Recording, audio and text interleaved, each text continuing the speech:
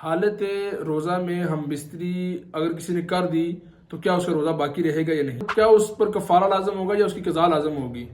کیا رمضان کی راتوں میں ہم بستری کر سکتے ہیں یا نہیں؟ حالت حیض میں ہم بستری کر سکتے ہیں یا نہیں؟ یہ تمام مسائل ہیں جو اب ہم ڈسکس کریں گے۔ رمضان کے روزوں میں ہم بستری کرنا، رمضان کے روزوں میں دن کے وقت حالت روزے میں اگر اپنی بیوی سے ہم بستری کی تو آپ کا روزہ ٹوٹ جائے گا، آپ پر کفارہ بھی لازم ہوگا، قضا بھی لازم ہوگی۔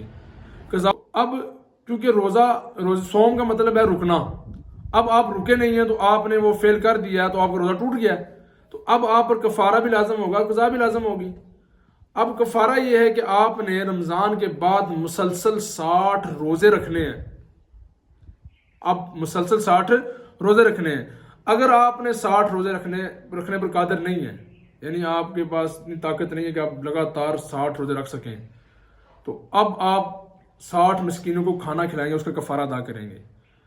اب اسی طرح رمضان کی راتوں میں آپ کو اجازت دے دی گئی ہے، قرآن میں آیا نا، تو جب وہ آئے صحابہ نے پوچھا کہ یا رسول اللہ کہ راتوں میں ہم بستری کرنے کا کیا حکم ہے، تو قرآن کی آیت نازل ہوگی، فرمایا کہ رمضان کی راتوں میں تمہیں اجازت دے دی گئی ہے کہ تم اپنی عورتوں کے پاس جا سکتے ہو۔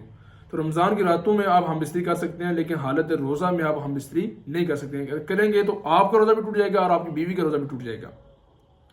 اسی طرح حالت حیض میں، اب رمضان ہو یا غیر رمضان ہو، حالت حیض میں آپ کو ہم بستری کرنے کی اجازت بالکل نہیں ہے۔ اگر آپ ہم بستری کریں گے تو آپ گناہ گار بھی ہوں گے اور باعث ندامت بھی ہوگا، بیوی کو تکلیف بھی ہوگی، تو یہ آپ کے شرمندگی کا باعث بنے گا، لہٰذا آپ ہم بستری سے رک جائیں حالت حیض میں۔ باقی آپ اپنے روٹین کے مطابق جس آپ زندگی گزارنا چاہتے ہیں وہ کر سکتے ہیں آپ۔